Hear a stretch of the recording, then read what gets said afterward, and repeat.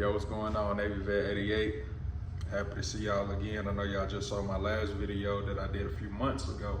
If you were really watching the video, you could tell that it was from my uncle. So yeah, I basically was just giving him a quick rundown of my rifle that I had built out. He was real curious about the parts and all that, so I figured, hey, I might as well share it with you all too. So yeah, I just figured, hey, let's get into it, and I'll give y'all a tour of my, I guess, shtf rifle / pistol. I mean, it fits the bill for just about any type of scenario or situation you can find yourself in. Some call it rifle, some call it pistol. I mean, it's, you know, technicalities or whatever, you know, but it's my thing. And as a matter of fact, it's funny, if you see my sbtactical shirt, and it's almost identical. It's funny, I just don't have a little foregrip in the front, but that's about it.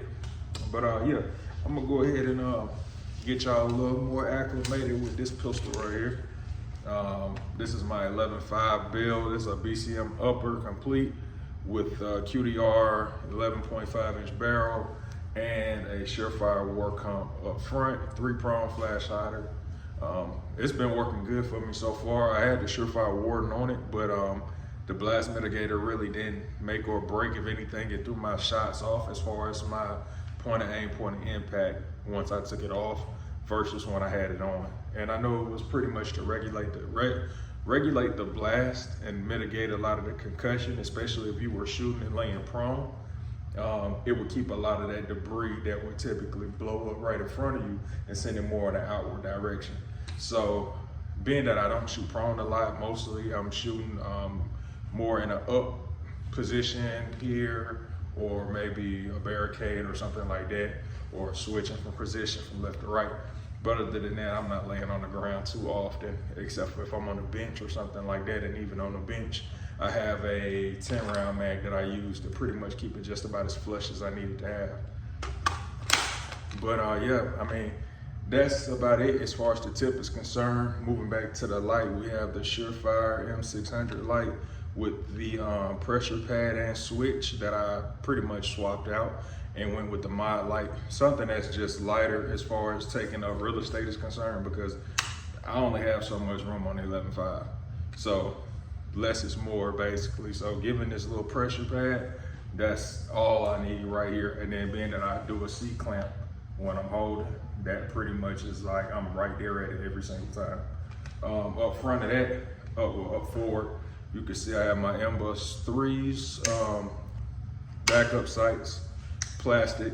They're not the pros, but they work to me just as well. I actually like these better. I feel like they're the most durable, I guess, plastic front sights that you'll probably get on the market right now, unless somebody knows anything else. I like the Scalar Works though, they just cost too damn much.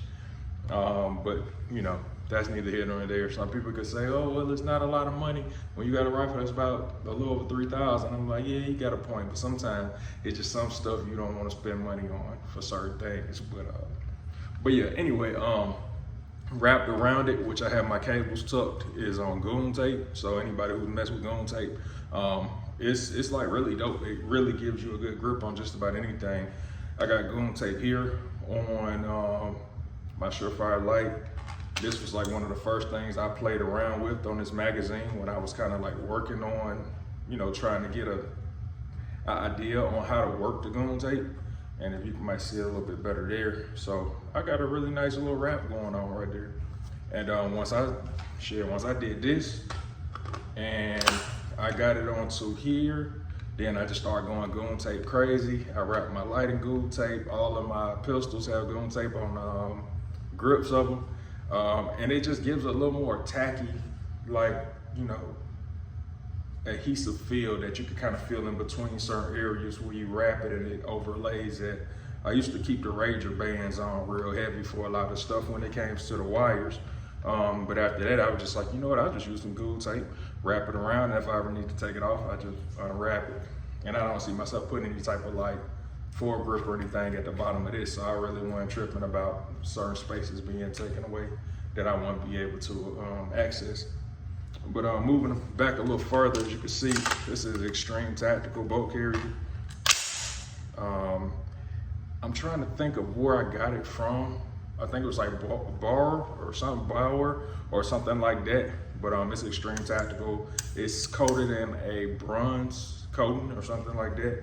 But it's really dope. I mean, it's been working good for me since I've had it. I haven't had any issues with it at all. The lure, AR, standard lure, standard M4 style lure. The trigger guard is actually, as you can see, integrated inside of it, so it's not that one little flat piece that you typically see on the hinge that you push in and put a pin in or anything like that. The trigger group is also Aero. Like I said, this whole entire lure, receiver, and built out is from Aero. I just swapped out the grip, and I typically have like a more of a slicker hand at times. Even though my hands are big and I work out a lot, they still like really nice. They real nice hands, so they get kind of slippery at times. So once I figured out that Daniel Defense came with this rubber grip, I started using those, and I just never turned around. And if it doesn't have a rubber grip on it, then I'm pretty much going right with my goon tape, and I'm wrapping it no matter what it is. Up top, we have the XPS 3-0 eotech with the night vision capabilities. Let me see if you can see it right there. You can see the little dot right in the middle right there, and that's how you adjust to turn on the night vision. And then, of course, you know, you got your adjustable brightness settings going up and down. One thing that I don't like about this in comparison to my Holosun optics is the fact that the Holosuns have the shaker weight, and this you actually have to press a button to engage the on-off setting. Well, pretty much the on. So if you really need it and you had to hop onto it, you'd have to really remember to jump down in there and press it to, you know, activate it. Pros and cons, it saves the battery life, I guess. Yeah, it's a better quality of red dot, but I feel like for what I'm paying for this is it's over 2 times as much as one of my Holosun optics red dots. It shouldn't like have any areas of flaws, I feel like, in this in comparison to that. But I mean, you know, the pros are really high pros. Durability, the anti-fog, the 1x magnification built in, the glass breaking and still being able to use the reticle. Yeah, I'm just being picky at this point. But I was online on Unity earlier today, and I was thinking about getting me a riser because I'm getting tired of, when I'm trying to present, I'm getting tired of having to feel like I gotta keep tucking my head down. Whereas my Holosun, I'm pretty much just like right there. Every time it's just right there. But here I gotta do all this. And I'm not really searching because I know my dot, so I know where it's at. But it's just having to kind of keep getting my chin tucked down. I'm just like not feeling that. Maybe I'm getting lazy. Who knows? But I'm getting tired of that. As you can see, we got the magnifier here, which is, I think, a 4-time magnification. So I guess that would be 5. I'm not sure if the math is mathing on that. So 4 plus 1, I would say is 5. But hey, I only went so far in school. Back here, we have the radian charging handle. Let me see if you can see that. Yeah. Now, once I get my suppressor on here, then I'll probably just go with a ported charging handle and try to keep from dealing with anything we're having to use an adjustable gas block. I've shot where people just pretty much just swapped out their charging handles to a ported style, and it helps with the gas, and it runs fine. It runs good enough, should I say. Flip that dust cover back up. Going back to the rear even further, it's SB4, like a SB4 M4 style brace, but I know it's SB4 from sbtactical. And I've been rocking with them SB braces for a minute, so I'm no stranger to them. And I really like this style right here. Like, this look is just like perfect, honestly. I'm gonna come over here to the sling, which is a ferroconcepts sling. Let me see if you can see that right there. All right, so yeah, that's ferroconcepts, and I like it. It's pretty sweet. Nice little padded area back here around the neck area. Multicam, because everything has to be multicam. If it ain't multicam, then it ain't right.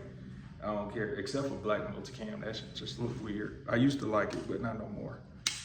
And I like it on here because where you go to adjust your retention, you can, it's like a little ball kind of thing. You can see that, and it works out well. Now I do like T-Rex arm slings, and I have a few of them, but their little cinch down section is pretty much just like a little nylon piece, whereas with ferroconcepts, you get some real material, and you can feel the whole mechanism that's right there that opens it up, and it doesn't feel cheaply made. I'll put it to you like that. So what I spent on this, I feel like I got my money's worth, and what I spent in T-Rex arms, I felt like I might have overspent maybe like 10 bucks maybe. I mean, they ain't that expensive, but for what they do, I'm like, yeah, y'all could have probably sold these for like 10 bucks. But yeah, that's pretty much it. Like I said, the upper is a BCM 11.5 upper, completed out all the way through and through. The lower is a complete M4 style Aero lower with the integrated trigger guard. This mag is, I don't know who made this mag. P-mag, maybe. I don't know. When you got a lot of mags, you really don't be knowing who the fuck make all these mags. You just be like, oh, I got one. It's a steel mag. It's a plastic mag. You shake them up, bang them. You're like, new mag. Who cares? And that's it, man. This here is it. Like, honestly, I think if I had to put together my perfect rifle or pistol setup, however you want to call it, it would be this right here. If anything, I would go just a tad bit longer, but hey, who doesn't like longer? Pause. So yeah, but this 11.5 is like perfect because I feel like you can really tuck this away if you wanted to, say, upgrade to a low tactical folding stock and folding stock adapter, and then you just like, boom, fold that in. It's already 11.5 backpack gun just like that. And then even still, if you compress this in a little bit more, depending on the size bag you have, you can really get that in the bag.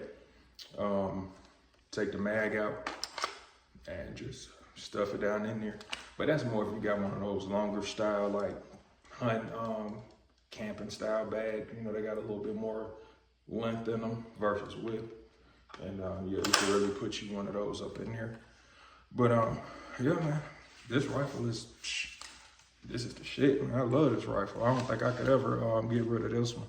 Plus, I put a lot of money into it. So, if anybody who's wondering how much you would probably spend on buying something like this, let me see if I can give you a quick rundown. So, this optic set right here, right now, if you bought it brand new, it's gonna set you back about $1,000 for the optic and the magnifier alone. So, before we even get to going further down anywhere, you already at $1,000 right here.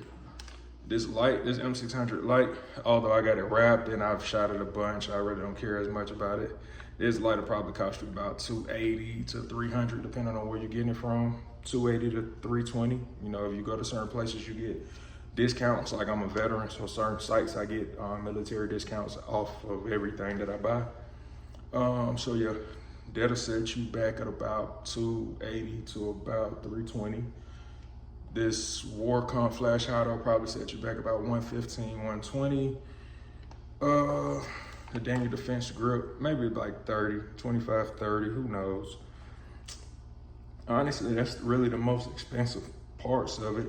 The boat carrier group was maybe about like $110, $120 on sale. I got it on like a Labor Day sale or something like 2 years ago. This sling from ferroconcepts, I think it's the Slingster. I think that's the name of it.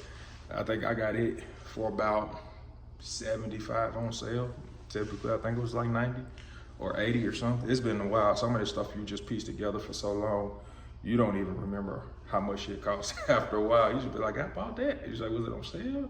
He's like, I don't even remember. So yeah, like this magnifier, I didn't buy this. I bought this from my homeboy for about a reasonable price.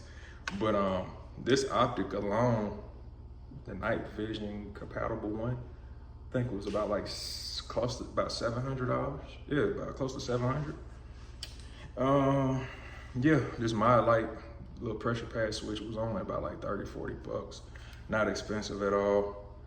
The mag, you can get them anywhere. I won't even put a price on those. I think you'll get this brace for somewhere around 80, 90 bucks, depending on where you can find them in stock at, because I know during the pistol brace band, these were like hard to find, like really, really hard to find. Front sights were about, I think I got them on deal on Brownells for about 85 bucks for the front and rear, even though I don't have the rear on here. The charging handle was about 99, like right at 100 bucks. Let's see, the upper receiver from BCM, I think was around about 800, I want to say. The lower receiver from Aero was maybe about 250, 275, something like that. So I'm not sure what all those numbers, I'm pretty sure I threw numbers out there so you could just add them all up. Oh, can't forget about the t-shirt, can't forget about the gang. Yeah, Savage Tactical, man, that's the gang shit right there. I've been wearing their stuff for a minute. They always got fly tees and swim trunks and anything like that. They ain't sponsoring me. Clearly ain't nobody sponsoring me because I'm doing videos in my garage, so I'm sponsoring self right here. But I get a lot of their gear over time, and they got some cool stuff. So yeah, that's it, man. That's the end of it. I just wanted to bring y'all this new video update from my last video that I put out a couple months ago. Like I said, that one's from my uncle. And I'm rambling at this point, but I'm gonna let y'all peace. Y'all got any suggestions, whatever, new videos, anything y'all wanna see, any information y'all got about anything, y'all wanna see the pistol rundown, plate carrier setup, belt setup, my EDC bag, which I think I'll do a video on that one next. So yeah, I'm gonna let y'all peace.